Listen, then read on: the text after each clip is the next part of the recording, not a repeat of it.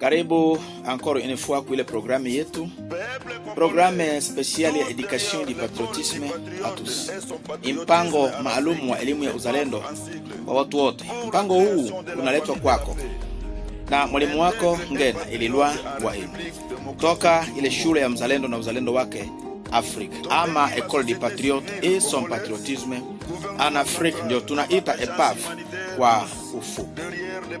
Lengo la mpango huu ama vision na objectif ya kabambi ya mpango huu ni kujenga jamii yenye amani, jamii sio na ubaguzi, na jamii ya kizalendo, jamii ya watu ambao hawana chuki ya burebure, watu ambao wako tayari kushirikiana na watu wengine, jamii ya watu ambao wanaipenda nchi yao.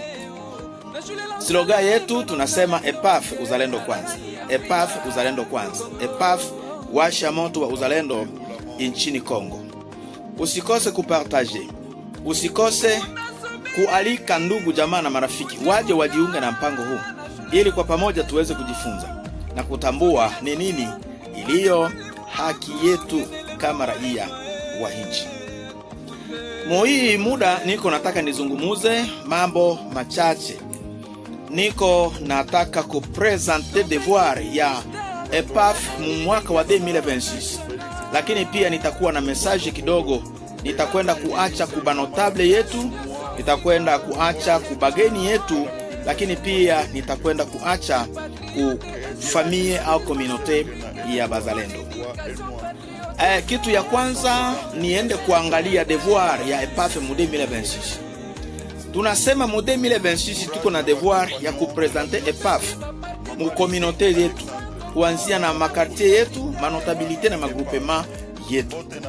Lakini pia tuko na devoir ya kumutambulisha muzalendo mu jamii yetu.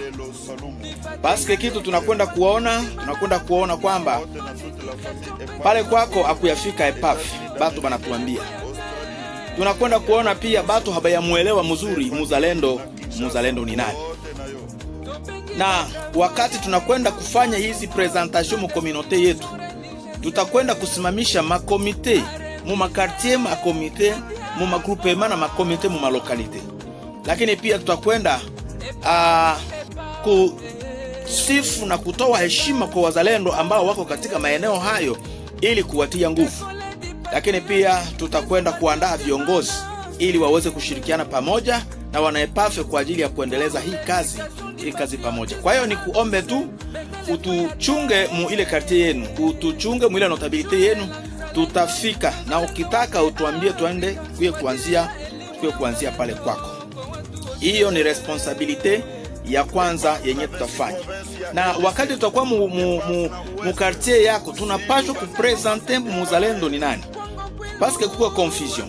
Muzalendo sio mtu mwingine. Muzalendo ni mtu anapenda nchi yake. Muzalendo ni mtu iko tayari kushughulika kwa ajili ya nchi yake, kutoa masolution kwa ajili ya nchi yake. Muzalendo ni mtu mwenye iko anajitabisha, iko tayari kufanya vitu mzuri ili nchi yake ikuwe ya mzuri.